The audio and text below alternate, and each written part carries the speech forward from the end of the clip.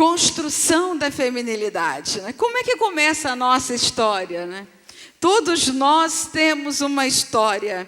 E a feminilidade é um desafio que nos remete à nossa história, à nossa concepção e nascimento e à nossa estruturação psíquica. Quando uma mulher está grávida, a expectativa dos pais é sempre muito grande com o sexo do bebê, né? No primeiro momento, já vem toda aquela curiosidade, o que será, né? O que vem? É um menino? É uma menina? E o desejo dos pais também comparece aí. Todas as vezes, quando se começa a falar de uma criança, já se começa a falar desse desejo. Portanto, a criança, ela existe mesmo antes de existir. Porque ela existe no discurso, na linguagem, na fala dos pais, nos traços que desejamos.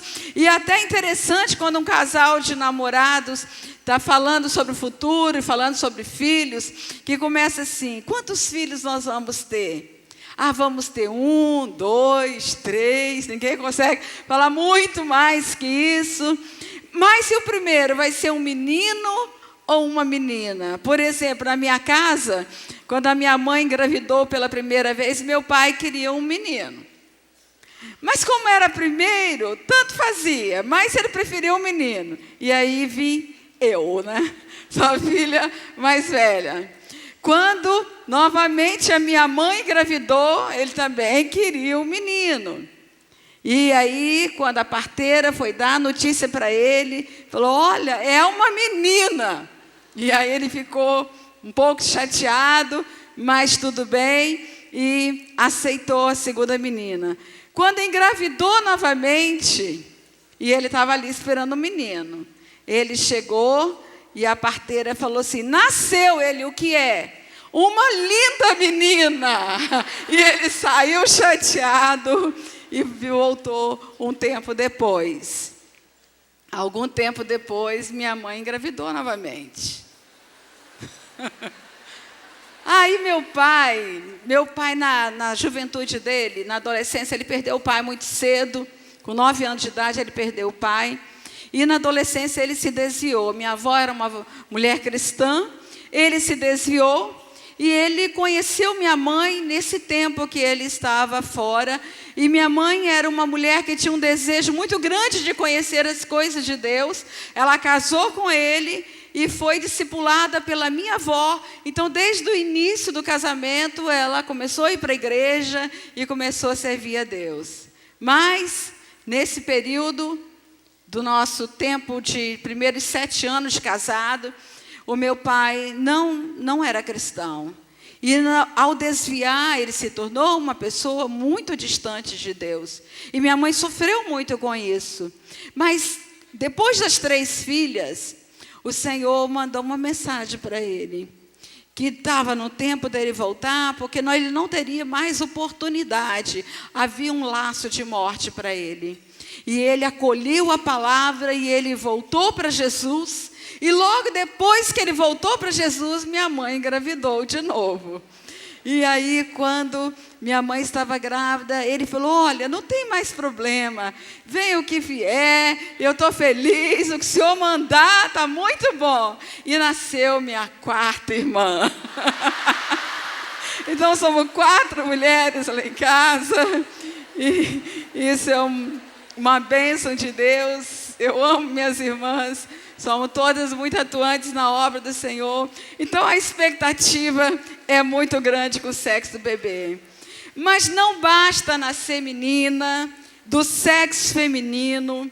Uma mulher sempre linda, porque a feminilidade é uma construção que se faz na identificação com a mãe, no vínculo que se estabelece entre mãe e filha, e na identidade que advém da relação com o pai. E a relação afetiva que uma filha constrói com o pai será a base para todos os afetos que ela irá desenvolver ao longo da sua vida. O elo afetivo que ela estabelece com seu pai é esse elo afetivo que um dia ela vai transferir quando for amar um homem. Então, essa identidade é construída com o pai, mas a identificação é feita com a mãe. Relação mãe-filha. É uma relação primordial, essencial para nós compreendermos o propósito da feminilidade. E é importante compreender que, para além das questões de gênero, tão discutido no nosso tempo, tantas mudanças que o sistema de hoje quer fazer, mas para além das questões de gênero, a feminilidade é uma construção que implica um lugar que se ocupa na família, um legado da história familiar, da história da própria mãe, porque cada mulher carrega em si 3 gerações de mulheres. Nós sofremos a influência direta da nossa mãe, da nossa avó e da nossa bisavó. Essa construção, quando eu vi a Ana Paula falando, eu venho de uma família de mulheres fortes. Então é uma transmissão que se faz de mãe para a filha, uma transmissão nem sempre perceptível, mas que fica marcada em nós, porque nós vamos carregando durante a nossa vida os traços femininos que viajam através da alma em sucessivas gerações. Uma transmissão. É isso que a feminilidade traz em si, uma transmissão geracional. Logo, a feminilidade é um tema profundo demais, porque para além do ser mulher, do ter nascido mulher, há o propósito eterno de Deus. Um dia, no universo, a voz de Deus ecoou e disse, numa ordem, haja, haja, haja Ilma, haja Deves, haja Ana, haja Márcia, haja, uma voz que nós não ouvimos, mas uma autorização de Deus para nós nascermos como mulher, do sexo feminino, gênero. O Salmo 139 diz isso, tu criaste o íntimo do meu ser e me teceste no ventre de minha mãe. Eu te louvo porque me fizeste de modo especial e admirável. Tuas obras são maravilhosas, digo isso com convicção. Meus ossos não estavam escondidos de ti, quando em secreto fui formado e entretecido como nas profundezas da terra. Os teus olhos viram o meu embrião. Todos os dias determinados para mim foram escritos no teu livro, antes de qualquer um deles existir. Deus autorizou a nossa vida. Portanto, ninguém aqui é um mero acidente biológico. Ninguém aqui morreu por engano, nasceu por engano. Ninguém aqui nasceu por um erro da natureza. Ninguém aqui nasceu por um desejo que não foi consumado. Cada um de nós aqui nasceu porque Deus nos autorizou. Ele autorizou a nossa vida. Uma mulher, uma especial mulher. E são muitos papéis que a mulher desempenha em sua vida. Filha, primeiro, mulher, esposa, mãe, e aí vão muitos outros, né? Dona de casa, profissional, professora, orientadora pedagógica e todas os outros papéis que uma mulher desempenha na sua vida. E é nesse contexto de altas expectativas que a menina cresce, se transforma em uma mulher e chega aquele momento que ela vai, pela via do amor e do afeto, encontrar um homem nesse especial destino de fundar a próxima geração. Esta é a vida. E nós olhamos hoje para os lares da atualidade e pensamos, será que hoje, como mães, nós estamos preparando os nossos filhos para fundar a próxima geração? Será que em cada família que tem uma filha, desde pequenininha, começa a preparar essa filha para ser uma mulher, uma esposa e uma mãe? Esse trabalho é nosso, porque é no casamento que a mulher vai exercer suas duas funções básicas na vida: esposa e mãe. Portanto, para entender mulher e feminilidade, aliás, tem um autor bem conhecido aí no mundo psíquico, ele lançou um livro que o título é O que quer uma mulher? O que quer uma mulher? O enigma do querer de uma mulher, né?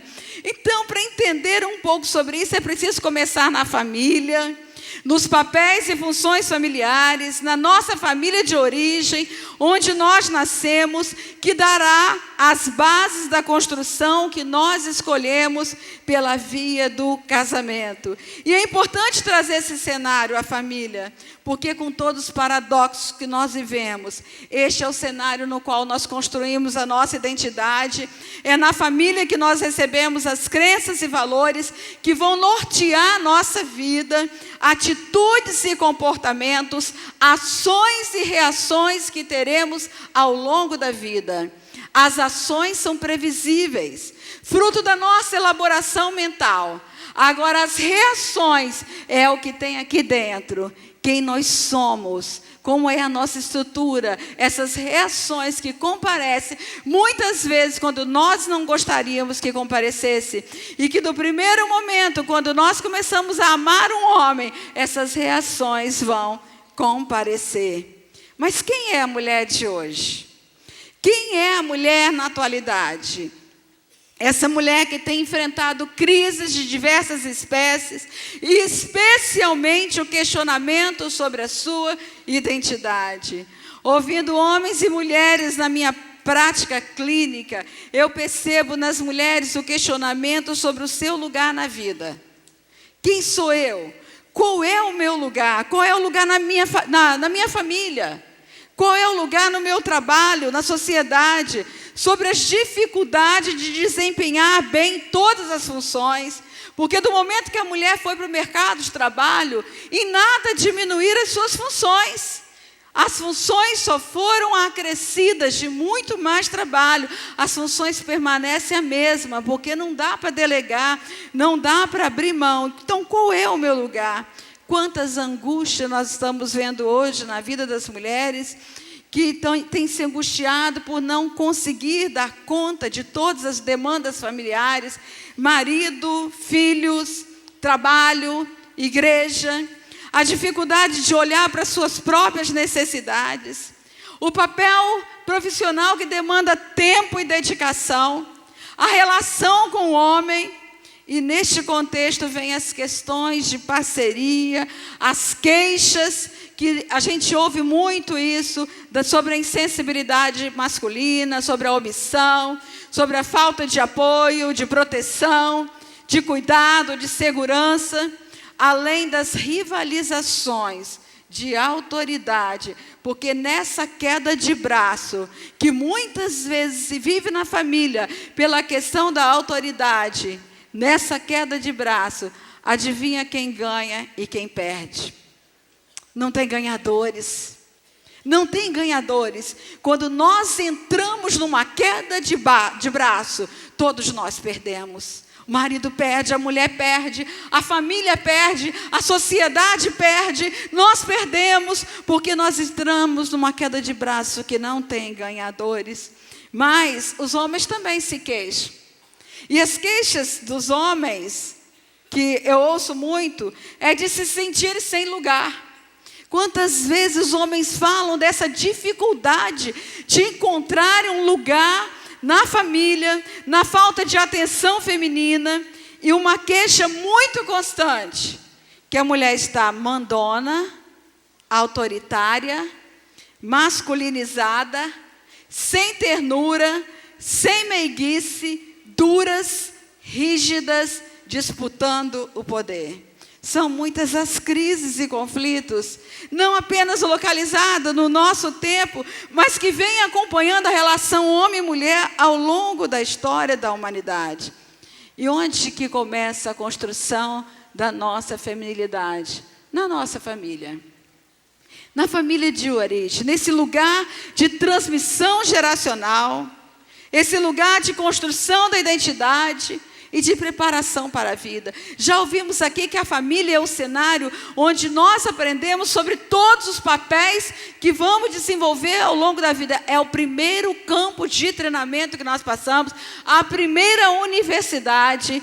E se nós não aprendemos as lições na nossa família, nós vamos capengando pela vida sem conseguir desempenhar os papéis que precisamos desempenhar ao longo da vida. Portanto, é na família que lançamos os fundamentos para o sucesso ou para o fracasso em nossa vida. É na família que nós aprendemos sobre as funções familiares.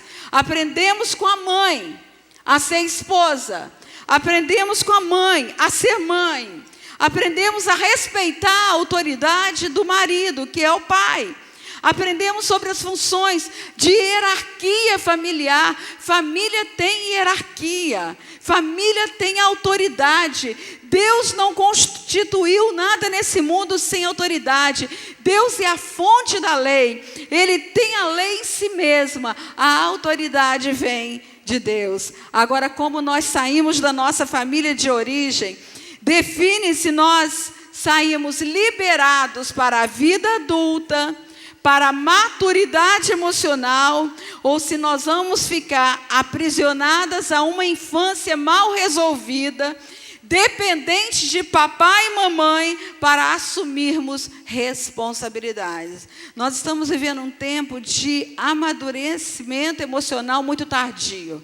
Nós estamos encontrando crianças e adolescentes de 40 anos, de 50, e às vezes demais. Homens e mulheres que não cresceram, que ainda estão dependentes de papai e mamãe, que vivem nessa dependência emocional, responsabilizando os pais por tudo que dá errado na vida de hoje, esquecendo que nós temos uma responsabilidade a assumir e que nós vamos dar conta dela. Somos responsáveis pela nossa vida e chega o momento que nós temos que decidir se nós vamos ficar na infância. É incrível como há homens e mulheres, adultos cronologicamente, mas crianças imaturas, que fazem pirraça, bate pezinho, emburra. Sabe o que é emburrar, gente? É um prefixo grego que quer dizer dentro, com burro dentro. Dá para emburrar? Coisa de criança. Mas tem muita gente que emburra, então não dá nem para pensar no enfesado, né? O que quer dizer enfesado? Não dá nem para ficar perto.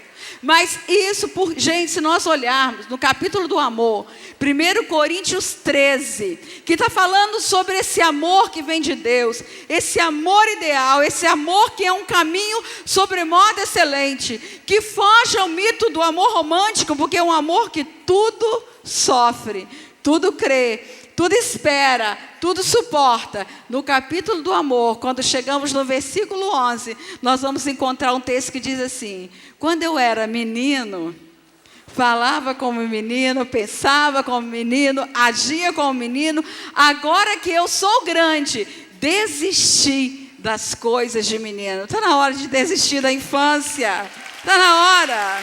Aleluia.